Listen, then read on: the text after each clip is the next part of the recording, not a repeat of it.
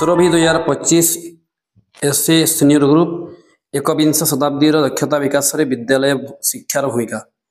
शिक्षा मानव जीवन अग्रगतिर मूल आधार। सभ्यतार आदिम कालरू आज पर्यंत शिक्षा को समाजर प्रगति, संस्कृतिर सुरक्षा और मनुष्यतार मूल्यबोध सृष्टिर प्रमुख उपाय भावे गणा जाइछि। आज एकविंश शताब्दी हेउछि तथ्य प्रयुक्ति विश्वीकरण और प्रतिस्पर्धार शताब्दी। एठारे मात्र पुस्तकीय ज्ञान यथेष्ट नुहे, बरं सृजनशीलता, समाधान कुशलता, आत्मनिर्भरता, संवाद कुशलता, दलीय कार्यकलाप, नेतृत्व निर्वाह, डिजिटल ज्ञान, नैतिक और जीवन कौशलर आवश्यकता अधिक। एही परिप्रेक्षी विद्यालय शिक्षार भूमिका अत्यंत गुरुत्वपूर्ण, कारण विद्यालय हेउछि सेही प्रथम मंच जेउठारु शिशुमानंकर चिंताधारा, दक्षता और व्यक्तित्वर मूलभित्ति सृष्टि हुए। व्यक्तिगत अभिवृद्धि, नियुक्ति एवं द्रुत परिवर्तित विश्व को पथ प्रदर्शन करने गुरुत्वपूर्ण समालोचनामूलक चिंताधारा, समस्या समाधान, सृजनशीलता, सहयोग एवं अनुशीलनशीलता भली अत्यावश्यक दक्षता को प्रोत्साहित करी स्कूल शिक्षा एवं एकविंश शताब्दी दक्षता विकास एक गुरुत्वपूर्ण भूमिका ग्रहण करे। व्यावहारिक फलाफल आधारित शिक्षा को प्रयुक्तिविद्या उपकरण एवं वास्तव विश्व प्रयोग सहित एकीकृत करी विद्यालय गुड़िक छात्र छात्री मानू सूचनार अर्थ बुझा, ज्ञान को प्रभावशाली प्रयोग करने एवं शिक्षा एवं भविष्य क्यारियर सुजोग मध्य सेतु स्थापन करने प्रस्तुत करती। एकविंश शताब्दी आवश्यकता दक्षता मान अनेक गुड़िया अच्छी, यथा प्रथम हूँ चिंतन कुशलता, क्रिटिकल थिंक, समस्या को विश्लेषण करने और सठिक समाधान खोजा कौशल। द्वितीय हूँ सृजनशीलता, क्रिएटिविटी एंड इनोवेशन, विद्यार्थी मानक मध्य नूतन धारणा, आविष्कार और आत्मनिर्भरता भावना सृष्टि करवा। तृतीय संवाद कुशलता, कम्युनिकेशन स्किल्स, निजर धारणा को स्पष्ट, सुनिश्चित और प्रभावशाली भाव में प्रकाशित करवा।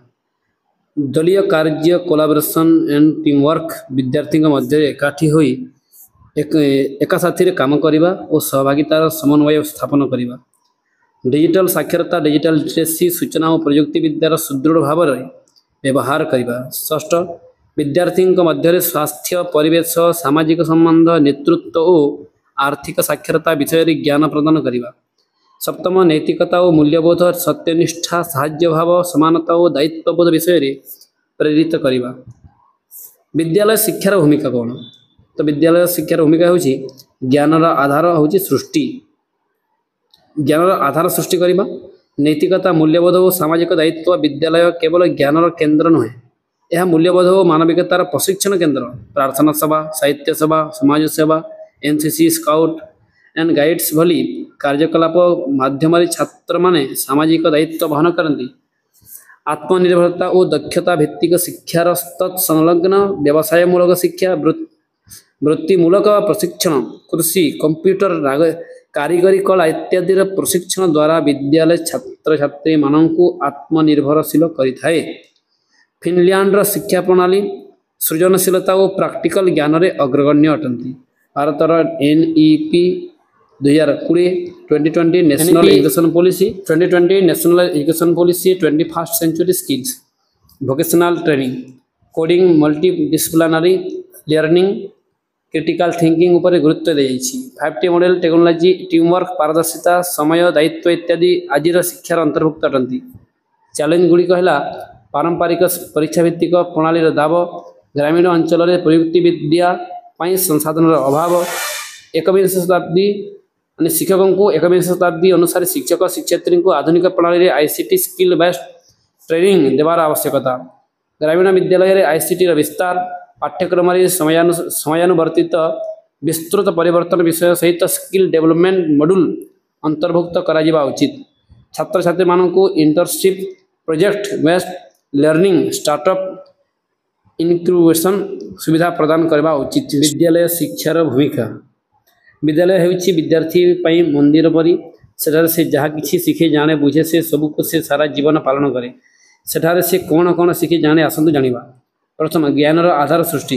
विद्यालय पाठ्यक्रम पुस्तकीय ज्ञान और शिक्षकों नेतृत्व में विद्यार्थी माने विभिन्न विषय मौलिक ज्ञान संग्रह करती। यह परवर्ती उच्च शिक्षा, गवेषणा और विकासर प्रथम पाया अटे।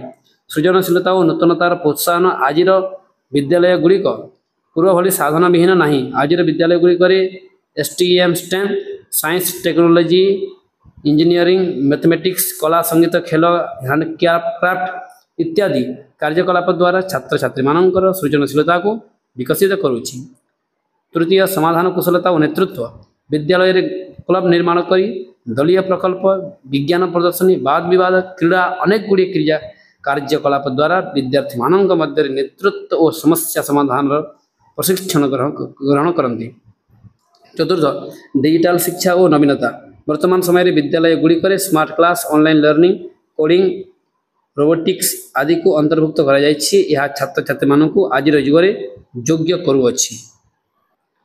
नैतिकता और मूल्यबोध सकाल प्रार्थना सभा सहित नैतिक अनुचिंता शिक्षाप्रद कहानी समाज सेवा प्रकल्प मूल्यबोध शिक्षा इत्यादि आधुनिक युग सहित आम प्राचीन मूल्य को साहित्य रखा। षष्ठ हूँ वृत्तिमूलक और कारीगरी प्रशिक्षण स्थानीय शिल्प सहित बढ़ई काम उद्यान हस्तशिल्प मौलिक उद्योग एवं स्टार्टअप सेल इंटर्नशिप इत्यादि। विश्वस्तरीय उदाहरण कौन अच्छी तो विश्वस्तरीय उदाहरण हूँ Finland homework less system creativity based learning. द्वितीय हूँ Singapore skill future programme life long learning. तृतीय हूँ Bharat NEP 2020 coding from class 6 multidisciplinary learning.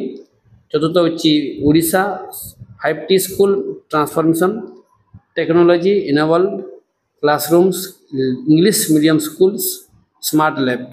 समस्या गुड़िकर समाधान 5T school transformation smart class e-library.